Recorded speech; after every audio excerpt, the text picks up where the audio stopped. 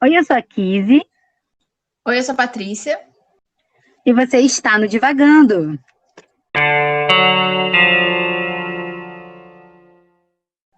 Oi, gente, no episódio de hoje nós vamos falar sobre o retrato de Dorian Gray, do autor Oscar Wilde. Para quem não conhece, o livro conta a história do Dorian Gray a partir de duas amizades dele. Uma é de um artista chamado Basil Hallward e a outra é o Lord Henry Wotton. O Dorian, no início da história, ele serve de musa inspiradora para o Basil e ele acaba pintando um retrato do Dorian, que é incrível, é a melhor obra dele. E nesse mesmo dia, o Dorian acaba conhecendo o Lord Henry. E nessa conversa, o Lord Henry começa a expor as suas ideias e as suas opiniões para o Dorian. Ele faz um longo discurso sobre a juventude e sobre a perda dela, e isso influencia o Dorian de tal forma que ele faz um pedido meio desesperado para manter a juventude dele. Nisso ele começa uma relação com esse retrato que o Basil pintou. A partir daí, a história do Dorian se desenvolve e ele descobre que tudo que acontece com ele, que traria marcas físicas, ele não as recebe. Essas marcas elas vão para o retrato. E com isso ele decide viver uma vida quase que dupla, em que, por um lado, ele vira um membro ativo da alta sociedade britânica, e por outro, ele resolve ter diversos tipos de experiências diferentes, já que ele conta com esse recurso do retrato para manter a juventude e a aparência dele intacta. Para mim, esse livro foi bem... Ele foi bem mais fácil de ler do que os últimos que a gente tem lido para o podcast. Mas ele, como é o primeiro autor homem que a gente está lendo para o podcast, a gente leu antes autores do sexo masculino para o blog, para mim ficou muito marcada essa escrita mais masculina. Para você, Kizzy. Não sei. Para mim foi uma leitura bem tranquila também. Ele é um livro muito curto, acho que tem 200 páginas, se chega a isso. É uma história muito objetiva, né? Não tem muitos... Tem longuíssimos diálogos e muita divagação, mas apesar disso, é um livro curto, né, que tem os seus acontecimentos muito encadeados um no outro. E é um livro que foi... Eu tinha uma experiência muito traumática com esse livro, porque eu lembro, eu era nova, eu estava no início da adolescência, eu acho que a minha irmã leu, e eu peguei para ler também, só que eu não entendi nada, e eu falei, gente, que coisa doida, e enfim, não era meu estilo, então eu parei, fui ler outras coisas, fui viver a vida. Então, não é uma experiência traumática, mas é não necessariamente um trauma, né? Mas é uma experiência de afastamento, assim, né? Eu tinha essa impressão de que eu não iria gostar do livro. Mas eu gostei. Talvez não seja meu livro da vida, talvez não. Mas eu achei um livro muito interessante. E realmente ele tem essa escrita masculina muito clara, né? Principalmente a partir das experiências e das falas ali do Lord Henry, que às vezes consegue ser um babaca, e o Dorian, eu vou dizer por consequência do Harry, mas eu não sei se é por consequência, porque a gente também só conhece o Dorian a partir do momento que ele tem contato com o Basil e o Harry. Mas o Dorian, por consequência, é um babaca também. Então, essa, essa, essas ideias e essas opiniões, assim, me fizeram sentir essa diferença também dos outros livros que a gente leu aqui para o podcast. Nossa, você estava falando começou a falar do Lord Henry, que é apelidado de Harry no livro. Eu tenho várias anotações que são assim, eu quero socar ele. Porque o homem babaca ridículo, machista, preconceituoso. Ai, meu Deus do Sim, céu. ele é tudo de ruim. Todas as misturas de características ruins você pode colocar nele. E o pior, assim, logo no início, acho que logo quando o primeiro diálogo é o Basil e o Harry, né? E aí o Harry dá uma opinião e o Basil fala: você não tá falando sério, né? Ele não fala assim, mas se fosse eu falando, eu ia falar desse jeito. Você não tá falando sério, né? Você não acredita nisso. E ele continua dando as opiniões dele e você, no fundo, assim, você não sabe se ele tá dando a opinião dele mesmo ou se ele só quer incitar as pessoas, sabe? E é engraçado porque no meu último emprego eu tinha um colega que era meio assim. Então tem uns momentos que eu só pensava em quão insuportável é, às vezes, lidar com uma pessoa assim. Mas você falou que o Dorian também é um babaca e eu não sei, assim, como você disse, a gente não sabe como o Dorian seria sem essa influência do Harry, mas eu sinto que ele seria uma pessoa bem mais tranquila se ele não tivesse essa influência. Tanto que ele não...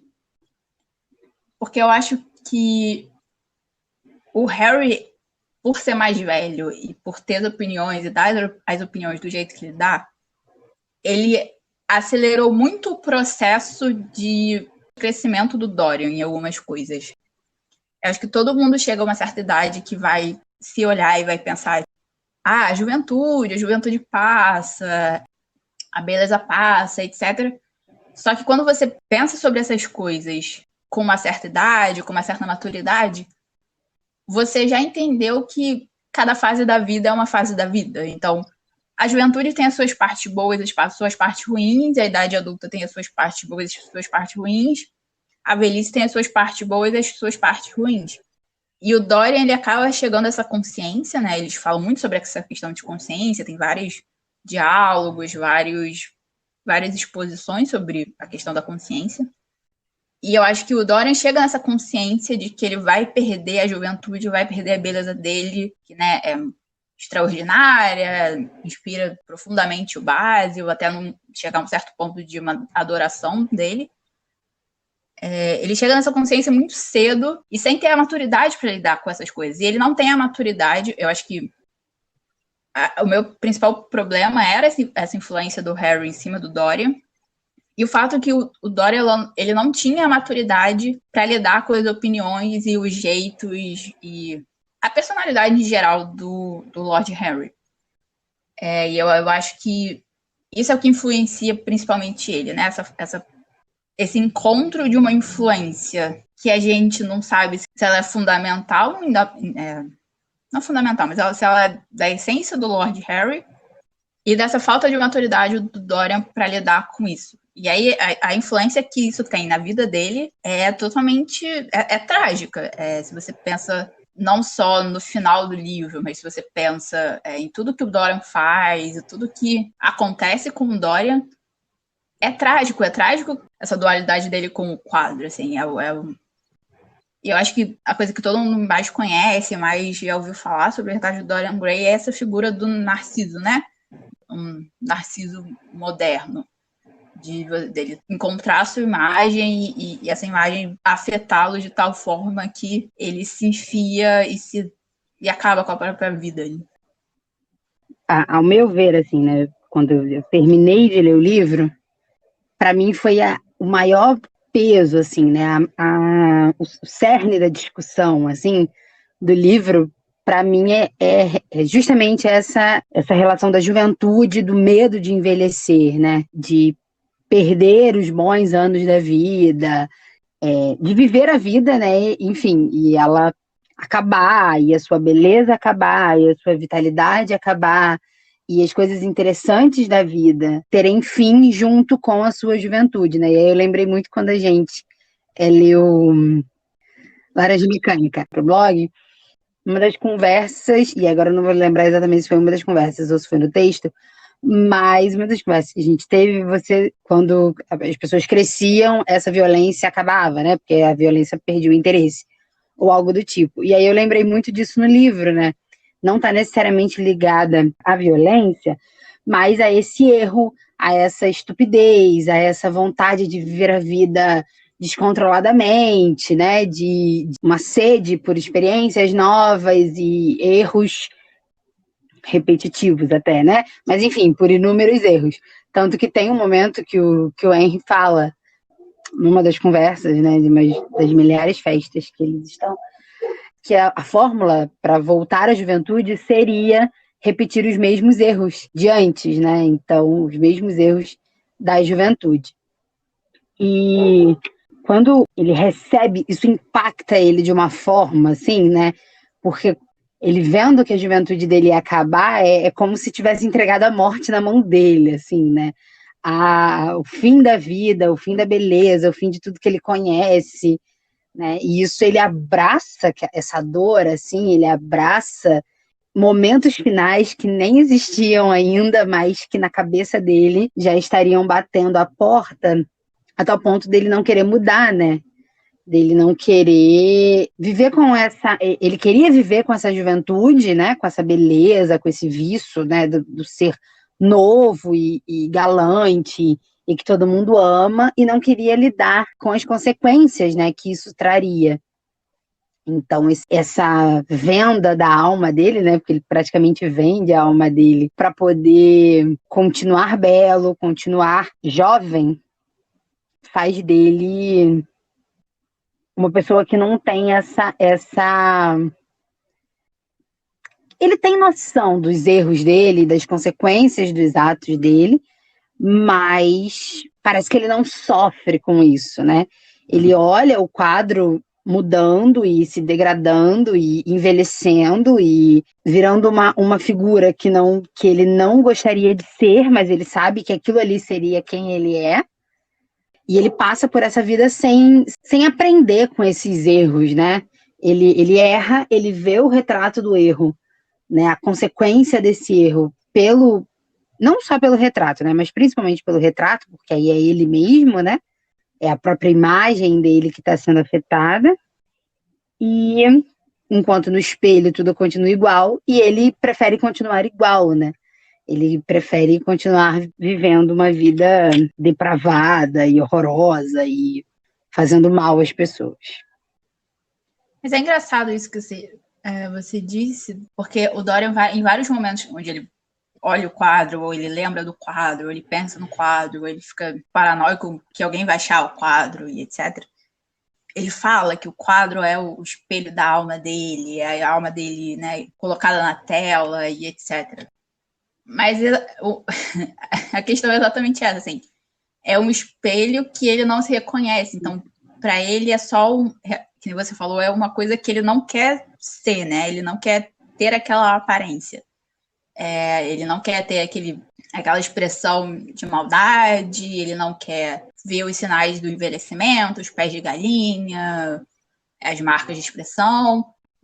Então, como ele não sente as marcas nele mesmo, ele vê pelo quadro, é como se não encaixasse na cabeça dele que realmente as ações dele têm consequências, né?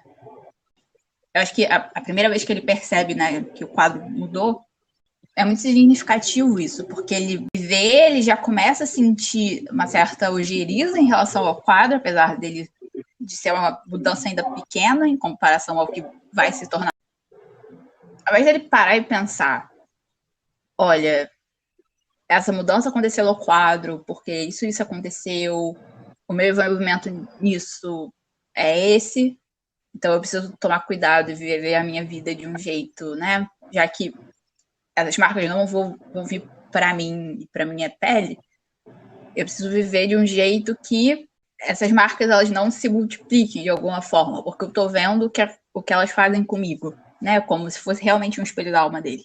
E ele toma exatamente a decisão ao contrário e resolve assim, eu vou na onda do Lord Harry, eu vou farrear, eu vou ter todo tipo de experiência possível e imaginável, porque é isso que vai trazer felicidade ou vai me trazer sentido para a vida. De qualquer forma, eu acho que mesmo o Lord Harry, com todas as opiniões às vezes extremamente descabidas que ele tem, e a influência que isso tem no Dorian e na vida dele, Eu acho que existe um ponto ali. Eu acho que a gente pensa que a sociedade vitoriana era extremamente hipócrita, extremamente até quadrada e mente fechada em relação a certas coisas. A gente vê isso, né, em certos preconceitos, em certas descrições que o autor faz e o narrador faz dos outros personagens que aparecem, né, e todos eles, na sua maior parte, assim, sendo da alta sociedade, ou sendo da classe média, ou sendo, né, gente miserável, etc. Todos eles têm características muito específicas e que parecem refletir essa sociedade muito fechada, de alguma forma. Eu acho que o Oscar Wilde, ele tinha um ponto com as opiniões do Lord Henry nesse sentido, assim, porque enquanto a sociedade estava num extremo, ele vai e coloca um personagem e a influência desse personagem em outro personagem de uma forma também extrema, né? Enquanto a gente sabe que o melhor é sempre encontrar um equilíbrio entre as duas coisas. A gente realmente, assim, precisa ter experiências na vida, nem todas elas vão ser legais, a gente não, às vezes, machuca os outros, causa coisas que não são legais para outras pessoas ou para a gente mesmo. Mas realmente, assim, a vida ela precisa ter essas experiências. Só que o Lord Harry, com as suas teorias, e o Dorian, na sua vivência, levaram isso a um extremo muito grande. E uma coisa que me incomodou demais no Lord Harry é o momento que ele fica observando o Dorian, né, e essa mudança que está acontecendo com ele, que não é física, não é externa, mas é interna, ele consegue ver a mudança interna, pelas opiniões, pelo que o Dorian fala, e o Lord Harry pensa: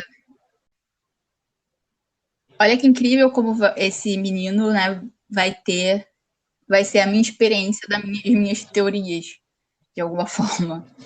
E aí isso me deixou muito com raiva dele, porque se você tem uma teoria e você quer testar ela, se é uma teoria, né, de vida, é uma teoria humana, você testa ela em você mesmo, você não acha uma cobaia para ser a sua experiência.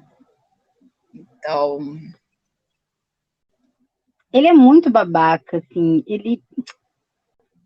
Primeiro, a primeira coisa, na verdade, que eu pensei do Lord Harry é que logo no início, né, tipo, o Basil tá pintando o retrato do Dorian, né, tá toda naquela adoração pelo Dorian. O Dorian é minha musa, né, ele tá me fazendo chegar no auge do meu trabalho. Quando eu terminar esse retrato que eu tô fazendo dele, vai ser o melhor trabalho da minha vida. Eu não posso perder, né, esse modelo, né, porque ele é a encarnação de toda a perfeição na Terra, né? Ele é lindo, ele é encantador, ele é jovem, ele, né, é inteligente, as pessoas gostam muito dele, ele sabe conversar, enfim, né? Existe toda essa adoração do Basil pelo Dorian, né? Toda essa fascinação ali do artista, né? Pela sua obra e pela sua música inspiradora. E aí, o Harry faz o que? A maior talaricagem, né? O Harry é um talarico. Porque o Basil, ele vira com todas as letras e fala, cara, não estraga o Dorian, né? Tipo, o cara é bacana, né? Não se aproxima dele porque vai dar ruim, né? Não me roube, né? Esse meu objeto de adoração, né? E o que o Henry vai lá e faz? Se aproxima do Dorian e encanta, né?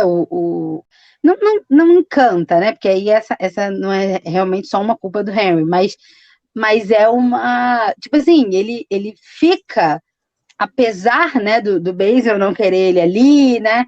Ele insiste, né, nessa nova relação com o Dorian, né? Então ele já começa errado daí, para mim, né? Porque o Basil sabia o cretino que ele era, com essas ideias, né, dele, e ele vai lá e fica mesmo assim. Então o Harry já tá errado na página 1 do livro, para mim. Ele faz exatamente o ele faz oposto, né? exatamente Do que o do que o Basil pediu encarecidamente, né? Ele não falou, poxa, será que... Não, ele pede com todas as letras, né? Pra ele não se aproximar do Dorian, e ele se aproxima mesmo assim. Então, mas aí, tudo bem, o Dorian gosta dele, ele gosta do Dorian, vida que segue, né? E aí tem esse fator, né, que ele faz do Dorian a sua cobaia humana, né, o seu experimento, e muito particularmente, eu acho que é um experimento contra não, mas é um experimento em relação a tudo que o próprio Henry não viveu ou não quis viver ou não se permitiu viver, assim, né? Porque o Henry tem uma vida no campo das ideias, né? O que a gente sabe do Henry é que ele é casado, ele vive uma vida totalmente separada da esposa, né? Mas ele não é um homem que entra no pub lá, né? E os homens de bem se levantam e vão embora, né? Porque ele é tem má fama, ele é um depravado, ele, enfim, leva os jovens para o precipício, né? Porque nem o próprio Dorian atribui a ele essa malícia, né, adquirida. Ele atribui porque existe um livro, né, que agora eu esqueci o nome do livro. Enfim, o Henry, ele empresta um livro para o Dorian, e é onde o Dorian resolve experimentar a vida, né, e se aprofundar em toda e qualquer paixão que ele tenha a partir desse livro, como se o livro e ele fossem uma mesma pessoa, né, ou como se ele tentasse reproduzir isso, mas o Henry, ele tem muito papel dessa sementinha do mal, né? Vamos dizer assim, ele planta isso no coração, né? Na mente do Dorian, mas ele não é o responsável por alimentar aquilo, né? É o Dorian que vai fazendo a sua própria... Porque tem isso, eu acho que é muito essa diferença do Henry pro Dorian. O Henry, ele tem algum limite, assim, né? Eu acho que por ele sofrer na pele, né? Ele envelhece, ele sofre as consequências físicas, né, dos seus atos. Ele tem um limite, né? Ele tem uma linha até onde ele pode chegar. O Dorian não. Né? Eu acho que, inclusive, o Dorian, por exemplo, ele pode beber. Eu acho que tem uma passagem que deixa isso muito claro, assim. Que ele pode beber, por exemplo, e não ficar de ressaca no outro dia. Então, ele não tem filtro, né? Ele não. É o próprio Dorian que vai alimentando aquilo dentro dele mesmo e vai se tornando uma pessoa absolutamente cruel, né? A ponto de, enfim, cometer um assassinato, a ponto de não se culpar pela morte de uma pessoa a quem ele dizia amar. É ele que chantageia pessoas, é ele que... Ele não tem limite, por exemplo, para a bebida, e aí com os novos pupilos, né, com aqueles que se encantam pelo estilo de vida dele, vão embarcando, né, nesse mesmo universo, só que como o Dorian não tem limites, ele não apresenta os limites para os outros, né, e aí as pessoas vão se viciando no ópio, né, vão brigando com a família, vão desgraçando as próprias vidas, por essa influência sem limite do Dorian. Porque o Henry, ele é muito no campo das ideias, né? Ele se contradiz no que ele diz. O próprio Basil fala isso para ele, né? Que o Basil não acredita que o Henry viva e que o Henry acredite, inclusive, em tudo que ele diz, porque ele não leva uma vida condizente com as palavras que ele fala, né?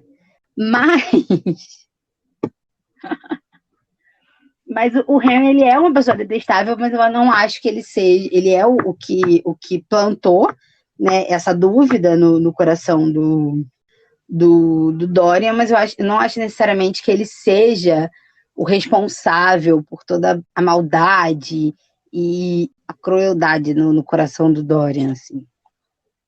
Você acha que ele é? Eu não acho que ele seja o responsável, porque, no final das contas, é o Dorian, ele que tomou ele que fez as escolhas e tomou as atitudes. Mas eu acho ele principal influência. E a passagem que o Basil, né, vai conversar com o Dorian e ele se culpa pelo que aconteceu com o Dorian, eu fiquei muito chocada, assim, porque ele culpa a adoração que ele tinha pelo Dorian, né, pela beleza do Dorian, a juventude e etc.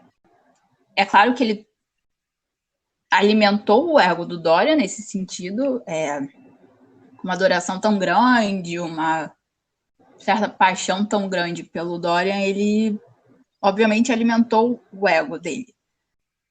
Mas é óbvio que a principal influência sempre foi o Lord Harry, né? O Harry sempre foi a pessoa que incutiu as ideias que levaram o Dorian a fazer o que ele fez, né? É engraçado porque o Dorian, ele sempre, quando ele vai pensar alguma coisa, quando a narração começa a acompanhar mais o Dorian mesmo, você vê o processo de pensamento dele, você vê que acontece alguma coisa, ele começa a pensar, a refletir sobre aquilo, e aí vem uma opinião do Harry, e aí ele começa a pensar, não, mas isso não faz sentido, isso não tem nada a ver, e não sei o que, e de repente ele tá, mas o Harry falou isso, então deve ser isso. E você fica, não, Dorian, não é isso. Mas por mais que ele refletisse, por mais que ele pensasse, você entende depois no livro que todas as ações dele têm uma teoria atrelada a isso.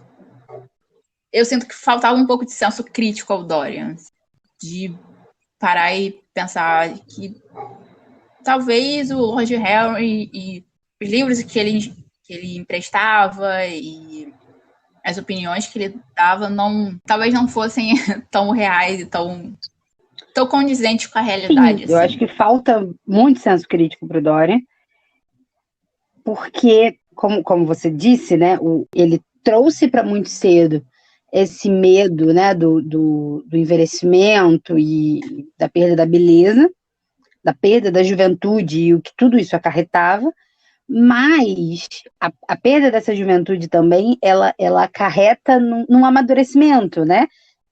Quando se é novo ali, né, ali na relação do Dorian, ele tinha um mentor, né? Vamos dizer assim, ele tinha uma pessoa mais velha, que tinha uma vida que ele admirava, que tinha ideias que faziam sentido para ele, e isso foi. Isso teria sido muito normal, né?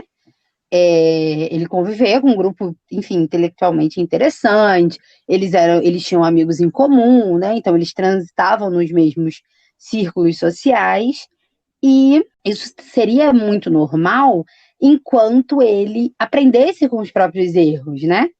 Ele não ficasse tão fissurado na própria autoimagem, né? A partir do momento que ele vê que o retrato sofre as consequências dos atos que ele pratica, ele para de aprender com os próprios erros, de se permitir voltar atrás e de ser uma pessoa melhor, né? E de aprender com o quanto ele machucou as pessoas, né?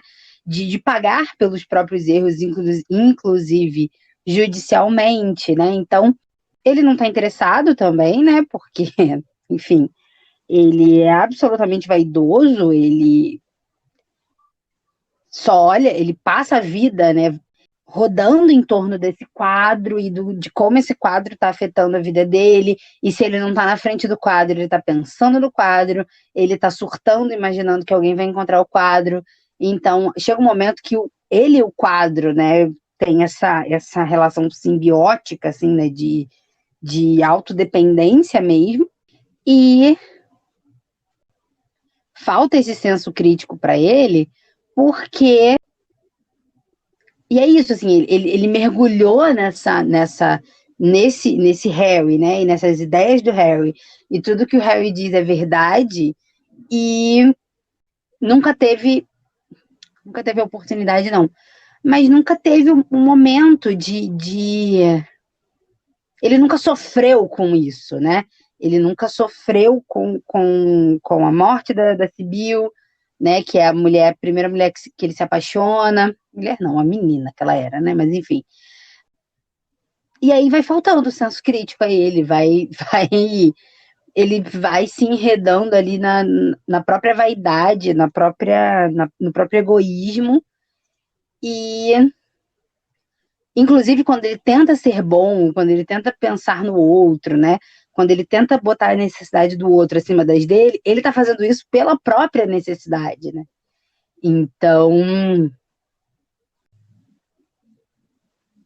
falta esse senso crítico porque ele mergulha, né, no Henry ali, ele é esse mentor pro resto da vida e ele não contradiz isso, né? Nem, inclusive, nem a partir da própria experiência.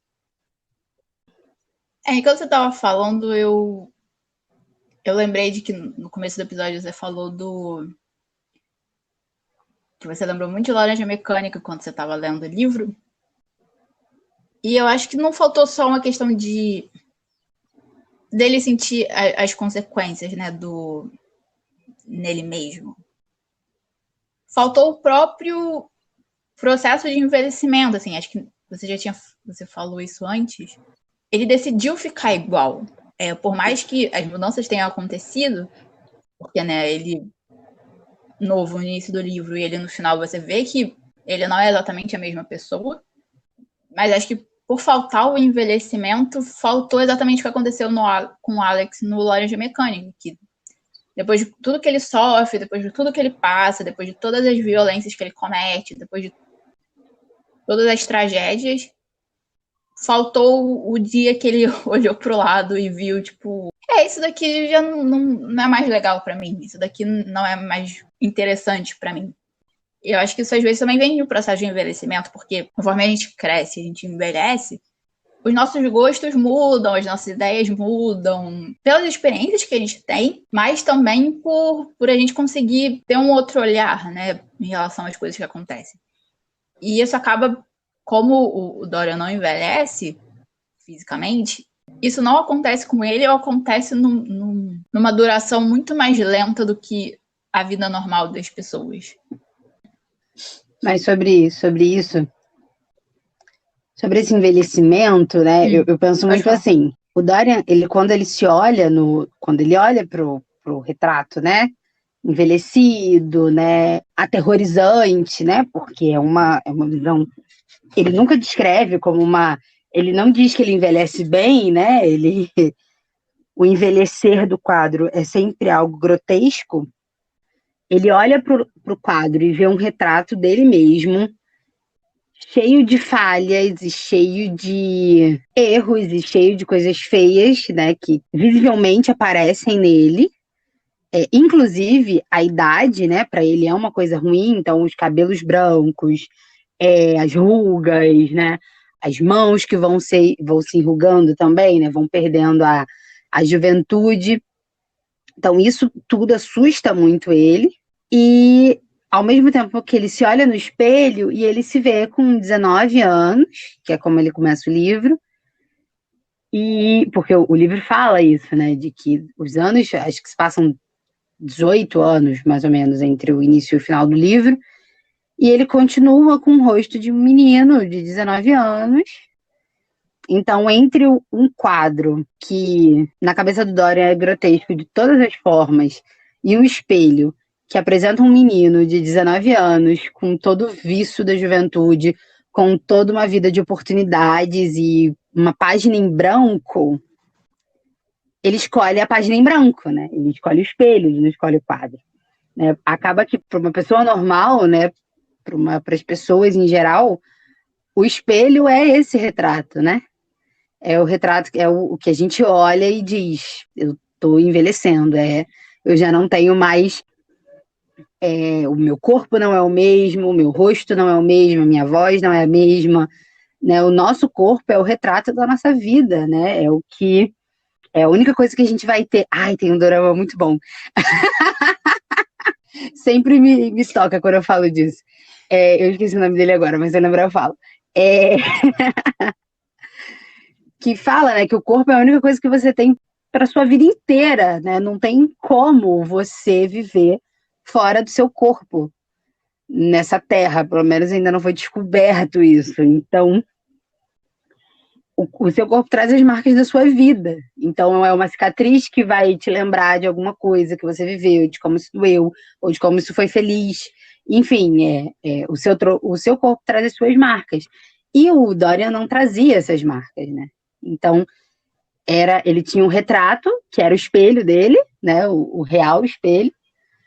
E tinha um espelho normal ali, que ele se via como uma página em branco. Então, ele escolhia sempre preencher, né, essa página, independente do que fosse causar ao retrato, né? Ou seja, a ele mesmo. Então, ele se desvincula, né, desse corpo vivido, né, dessa vida cheia de marcas, dessa vida cheia de erros, e sempre se aproxima a uma página em branco, onde nenhum erro foi cometido, onde nenhuma dor foi causada, onde nada deu errado, e é só viver e ser feliz e dane-se o resto do mundo, porque dane-se o resto do mundo, eu sou jovem e serei feliz para sempre, sabe? É isso que o pensamento do Dorian. E o Dorama é Oh My Venus. Mas você falando dele pensar só na própria felicidade, eu acho que nem só. E dane-se o resto do mundo. Eu acho que não é nem só. Não é a felicidade. Ele não pensa na felicidade dele.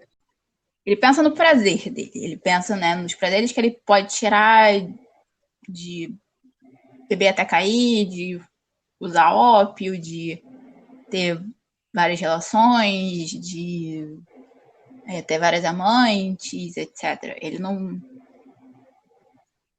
Eu acho que esse é uma das questões que o hedonismo teórico do Lord Harry influencia ele, né? Ele acha que ele vai encontrar a felicidade, porque a felicidade é uma das coisas que a gente, como seres humanos, busca normalmente. Ele busca a felicidade no prazer. Então, quanto mais prazer ele tiver, mais feliz ele seria. Só que a gente percebe que não, porque uma pessoa que sofria as coisas que ele sofria, porque por mais que ele não tivesse as marcas do que ele fazia, aquilo de alguma forma afetava ele. Eu acho que as principais passagens do livro mostram isso, o que acontecia dentro dele, na mente dele, nos sentimentos dele, a partir do que ele fazia. E aí a gente volta, né, à questão do senso crítico. Se ele não conseguia nem ter o senso crítico de parar para pensar que talvez essa busca constante do prazer não tivesse trazendo o que ele queria, no fundo, né? Faz todo sentido essa questão do prazer, porque era exatamente isso, né? Ele não tinha uma definição de felicidade, né? Ele não sabia o que era isso, ele tem uma busca por esse prazer das mais inúmeras formas, né? Tem, sei lá, um capítulo inteiro só falando de tudo que ele fez, assim, é o prazer pelo prazer, né? Então teve uma hora que ele se interessou por joias e pedras preciosas, então ele passa a vida buscando joias e saber sobre joias e pedras preciosas e mandando buscar em outros lugares grandes pedras. E tem uma época da vida que ele se interessa, e eu fiquei. Acho que desde de Jane Eyre, né?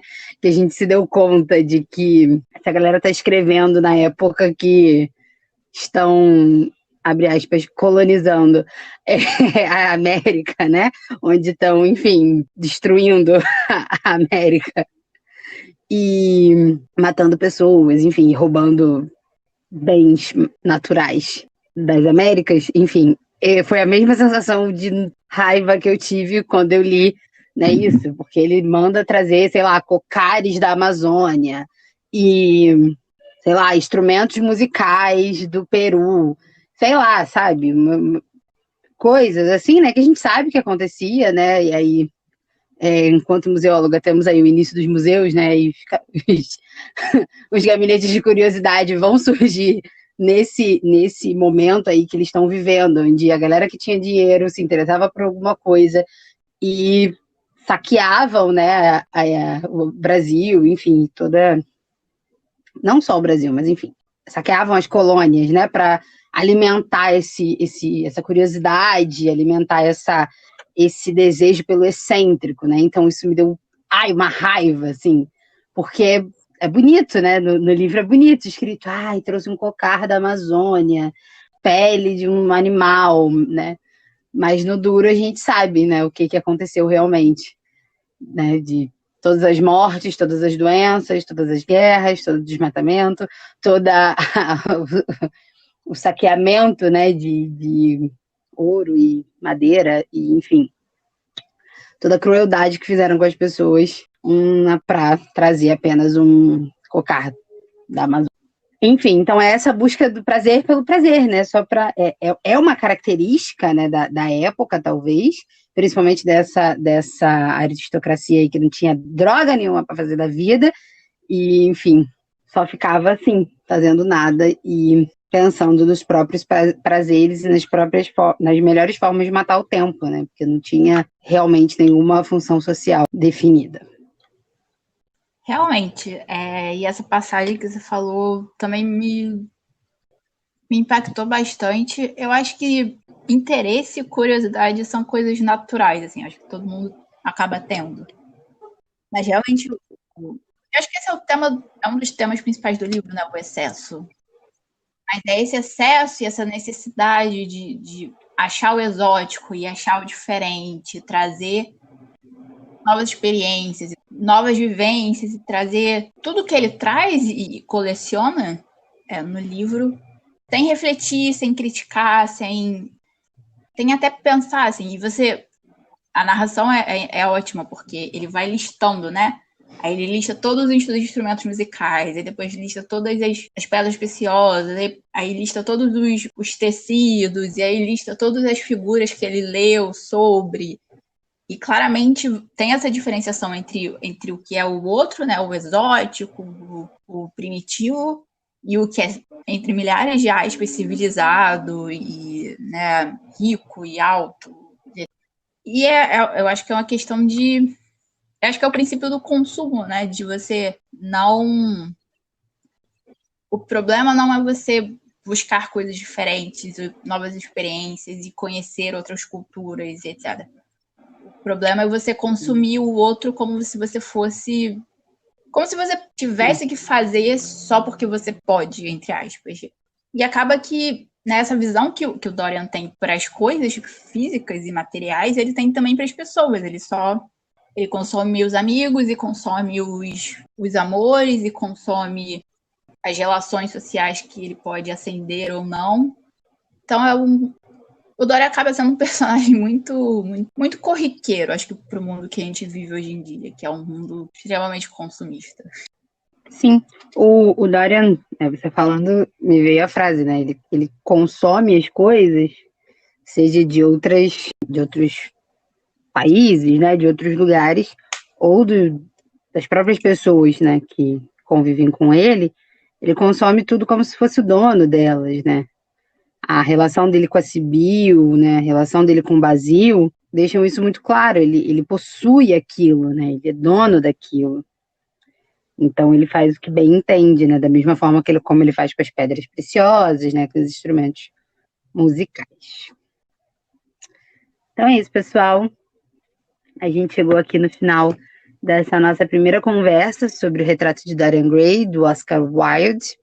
E hoje passamos, né, por diversos temas, como o envelhecimento, a busca do prazer, esse medo, né, de acabar com a juventude, e como o nosso corpo traz as nossas próprias histórias, né? E como isso nos faz criticar as nossas próprias ações na busca de uma felicidade, na busca de um prazer, na busca de uma vida que faça sentido pra gente.